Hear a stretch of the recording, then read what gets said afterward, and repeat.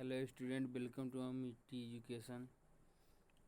आज हम लोग देखेंगे अम्ल, भस्म तथा लवण केमिस्ट्री के जो है इसके महत्वपूर्ण 50 क्वेश्चन। इसमें हैं फर्स्ट क्वेश्चन, आपको ले चलते हैं। करा लिटमस विलयन जो बैगनी रंग का रंजक होता है, ये किस पदार्थ का बना होता है? तो ये बना होता है लिथियन या लाइकेन का। यहाँ देख सकते हैं आंसर में है लिथियन या लाइकेन का। अगला, निम्न में कौन सूचक की तरह इस्तेमाल नहीं किया जा सकता? तो भाई मूल्य को हम सूचक की तरह इस्तेमाल नहीं कर सकते हैं, ठीक है। अगला है, निम्न में से कौन गंधीय सूचक नहीं है? ये है शकरकंद। ये क्या है? शकरकंद। अगला क्वेश्चन है, निम्न में कौन द्विक्षारकीय अम्ल है? तो H2SO4 है। देख सकते हैं आप यहाँ पे पोटास इलम होते हैं, तो एक दिक लवण का, ठीक है।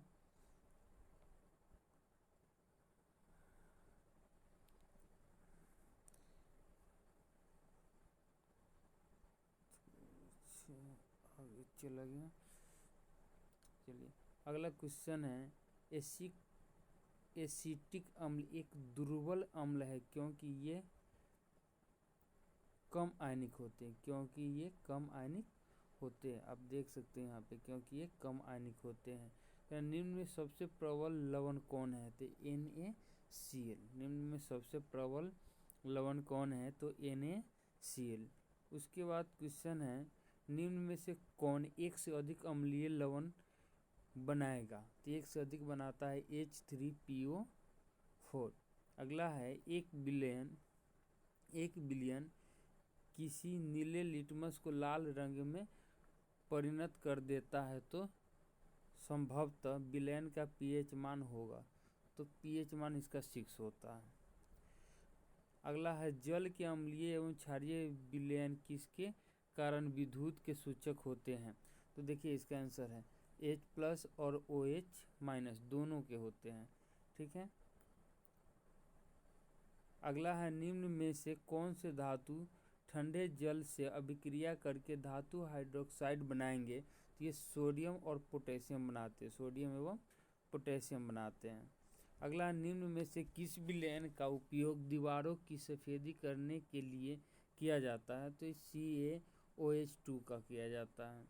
अगला है, निम्न में से कौन सा बुझा हुआ चूना है?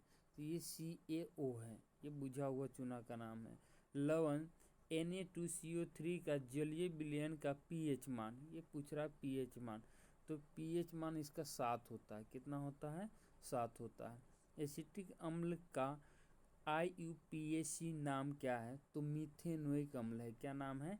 मेथेनोइक अम्ल है। देख सकते हैं यहाँ पे मेथेनोइक अम्ल है।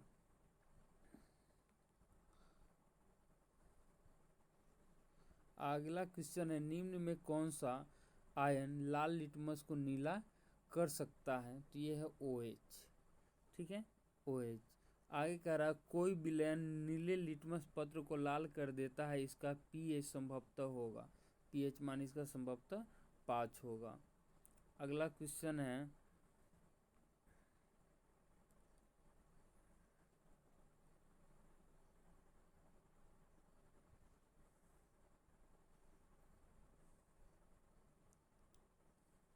अगला क्वेश्चन है, ऑक्सेलिक अम्ल का प्राकृतिक स्रोत निम्नलिखित में कौन है? तो ये टमाटर है। क्या है? टमाटर है।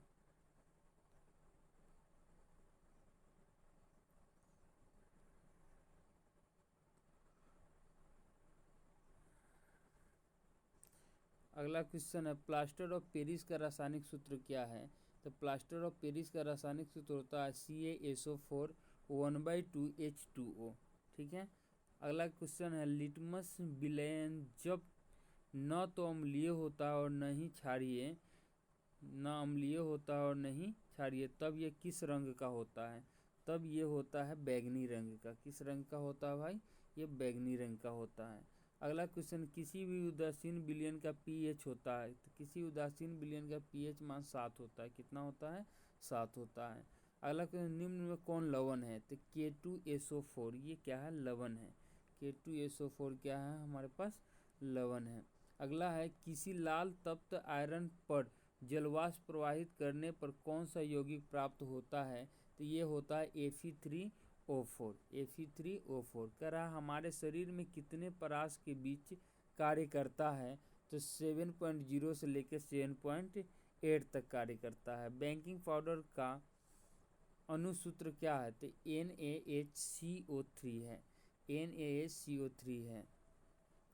अगला क्वेश्चन निम्नलिखित कौन विजातीय यौगिक है, तो प्लास्टर ऑफ पेरिस विजातीय यौगिक है। प्लास्टर ऑफ पेरिस क्या है,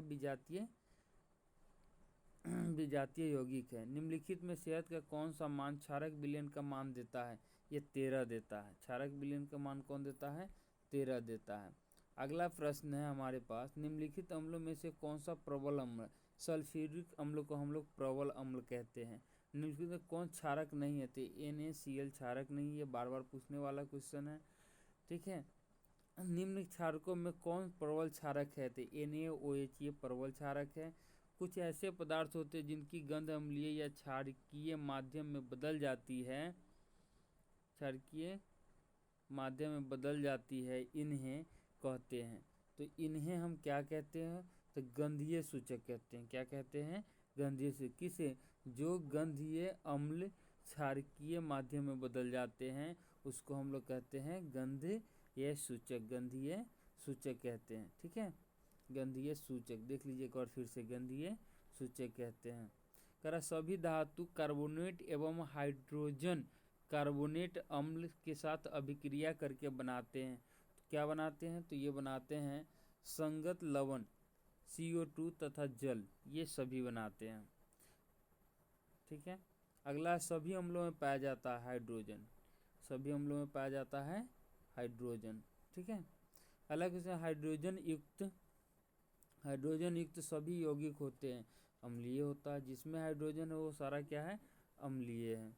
जल में घुलनशील क्षारक के बारे में क्या सत्य है, तो इस जल में घुलनशील क्षारक के बारे में सत्य ये है कि क्षार होता है, स्वाद उसका करा हुआ होता है, प्राकृतिक संक्षारक होती है, इनमें सभी। ये ऑप्शनल क्वेश्चन होता है, ये बहुत ही VVI क्वेश्चन है, ये बार बार क्वेश्चन पूछा जाता है, ठीक है।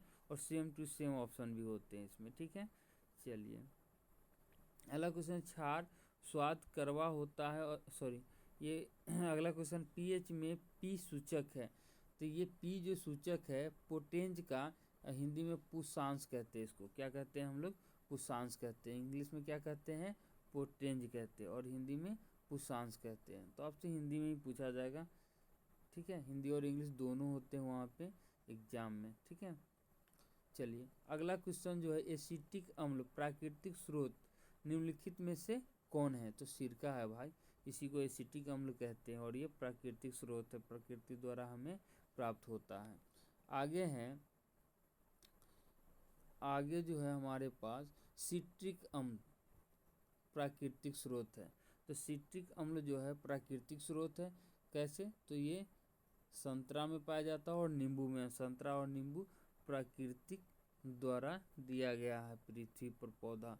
टार्टरिक अम्ल इनमें से किस में पाया जाता है, भाई ये इमली में होता है। ये बहुत VVI क्वेश्चन है, ये भी और ये भी, ये सारे क्वेश्चन आपका VVI क्वेश्चन है, ठीक है।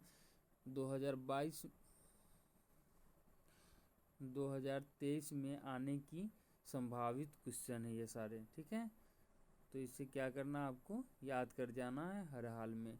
अगला क्वेश्चन, लैक्टिक अम्ल का प्राकृतिक स्रोत क्या है, भाई दही में पाया जाता है लैक्टिक अम्ल, तो प्राकृतिक स्रोत क्या है इसका, दही है, ठीक है। करा चींटी के डंक और नेटल के डंक में कौन सा अम्ल पाया जाता है, तो ये मेथनोइक अम्ल पाया जाता है, जिसके कारण चींटी काट ले तो वो फूल जाता है वहाँ पे। जिस के डंक में मेथनोइक अम्ल पाया जाता है वहाँ पे काटने के बाद सूजन हो जाती है। अगला है दांतों का क्षय कब प्रारंभ होता है, दांतों का क्षय कब प्रारंभ होता है, तो मुंह का pH मान जो होता है 5.5 से कम होने लगता है तो दांतों का क्षय प्रारंभ हो जाता है, यानी शुरू हो जाता है। आगे कह रहा है हमारे पेट में, यहाँ से हमारे पेट से कौन सा अम्ल उत्पन्न होता है, तो हमारे पेट से उत्पन्न होने वाला अम्ल है हाइड्रोक्लोरिक अम्ल जिसको जिसको HCl कहते हैं। हाइड्रोक्लोरिक अम्ल को हम लोग शॉर्ट में HCl कहते हैं। हाइड्रोक्लोरिक अम्ल एवं सोडियम हाइड्रोक्साइड के विलयन की अभिक्रिया से उत्पन्न लवण को क्या कहते हैं? तो सोडियम क्लोराइड कहते हैं। NaCl होता है, सोडियम क्लोराइड कहते हैं, यानी NaCl होता है। अगला क्वेश्चन जो है हमारे पास, धोने का सोडा का रासायनिक सूत्र। ये बहुत VBI क्वेश्चन है भाई, ये बार बार पूछा जाता है। तो इसका आंसर होगा Na2CO3 10H2O।